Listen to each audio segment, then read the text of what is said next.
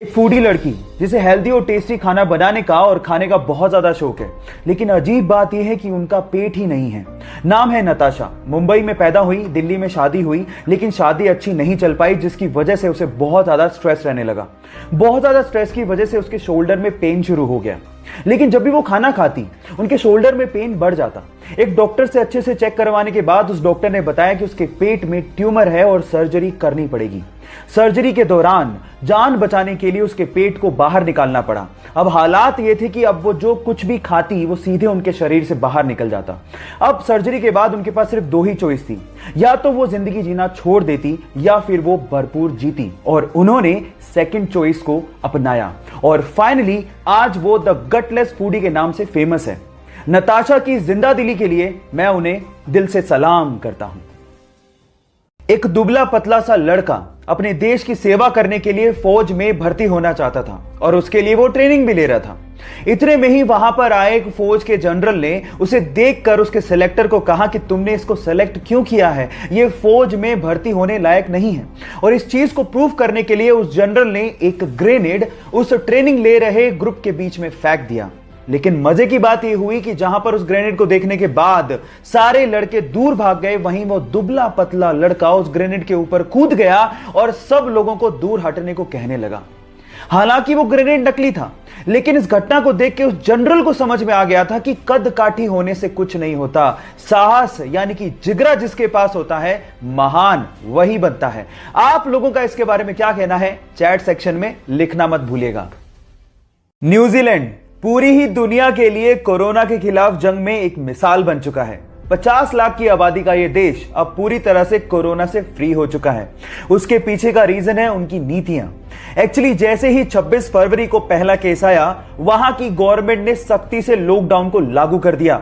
और उसके बाद सबसे अच्छी बात यह रही कि वहां की जनता ने अपनी प्रधानमंत्री का विश्वास किया और लॉकडाउन के नियमों का सख्ती से पालन भी किया।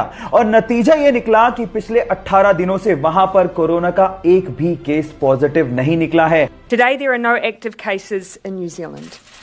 यहां न्यूजीलैंड से सीखने लायक बात यह है कि अगर हमें कोरोना के खिलाफ जंग को जीतना है तो जनता और गवर्नमेंट दोनों को साथ मिलकर काम करना पड़ेगा।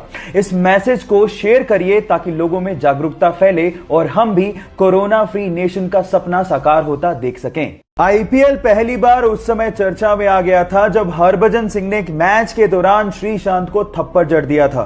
एक्चुअली हुआ कुछ यूं कि मुंबई इंडियंस किंग्स 11 पंजाब के खिलाफ मैच हार गई, तो उस टाइम पे किंग्स 11 पंजाब के गेंदबाज श्रीशांत ने हरभजन सिंह, जो कि मुंबई इंडियंस के कैप्टन थे, उन्हें कहा हार्ड लक। तो इस बात पे आपा खोते हुए हरभजन सिंह ने श्रीशांत को थप्पड़ जड़ दिया और इसी वजह से आईपीएल के पूरे सीजन के लिए हरभजन सिंह को बैन कर दिया गया और बीसीसीआई ने 5 वनडे मैचों के लिए भी हरभजन सिंह को बैन कर दिया। गाइस, हर खेल के बाद हार और जीत तो चलती रहती है, लेकिन हार के बाद आपा खोना अच्छी बात नहीं है। आपको इसके बारे में क्या लगता है, चैट सेक्शन में लिखना मत भूलिएगा। गाइस, क्या आप लोग भी पब्लिक वाईफाई को बिना सोचे समझे इस्तेमाल कर लेते हैं क्योंकि वो फ्री में मिल रहा है? तो आप सावधान हो जाइए, क्योंकि आपके साथ फ्रॉड हो सकता है। क्योंकि पब्लिक वाईफाई सबके लिए ओपन होता है और उसके लिए कोई ऑथेंटिकेशन की जरूरत नहीं होती। और अगर गलती से भी आपने पब्लिक वाईफाई में अपनी कोई प्राइवेट चीजें या फिर बैंक डिटेल्स या फिर इंटरनेट बैंकिंग को इस्तेमाल कर लिया और वो हैकर्स के हाथ में लग गया, तो आपके साथ बहुत बड़ा फ्रॉड हो सकता है। अगर मान लीजिए कि मजबूरी में आप लोगों को पब्लिक वाईफाई यूज करना पड़ जाए, तो इन दैट केस आप अपने लैपटॉप में या स्मार्टफोन में वीपीएन यानी कि वर्चुअल प्राइवेट नेटवर्क को इस्तेमाल करते हुए अपना काम कर सकते हैं। इस नॉलेज को लोगों के साथ शेयर करना मत भूलिएगा ताकि आप अपने साथ साथ लोगों को भी फ्रॉड से बचा सकें। इस पूरी दुनिया में एक ऐसा समंदर है जहां पर अगर आपको तैरना ना भी आता हो तो भी आप कभी डूबोगे नहीं। यह समंदर इजराइल में है जिसका नाम है डेड सी यानी कि मृत सागर। अब आप कहेंगे कि इसको मृत सागर क्यों कहा जाता है? क्योंकि नॉर्मल समंदर के पानी की तुलना में इसमें 8 गुना ज्यादा नमक की मात्रा पाई जाती है, जिसकी वजह से कोई भी समुद्री जीव जंतु या फिर वनस्पति इसमें पनप ही नहीं सकती। इसमें मिनरल्स और सॉल्ट इतने ज्यादा है कि इसकी वजह से इसकी डेंसिटी बहुत ज्यादा है और उसी वजह से आप इसके ऊपर फ्लोट करते हैं और कभी डूबते ही नहीं हैं। क्या आपको इसके पहले तक ये फैक्ट पता था? और अगर नहीं पता था तो चैट सेक्शन में लिखना मत भूलिएगा।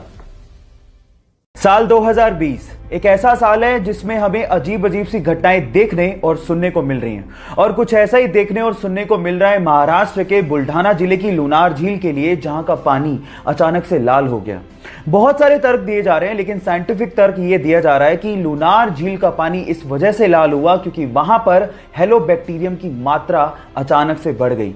बाय द वे, जिसको नहीं पता उसको मैं ये बता देता हूं कि आज से 52,000 साल पहले एक बहुत बड़े उल्का पिंड के गिरने की वजह से लुनार झील का निर्माण हुआ था। क्या इसके पहले तक ये फैक्ट आपको पता था? और अगर नहीं पता था तो चैट सेक्शन में लिखना मत भूलिएगा।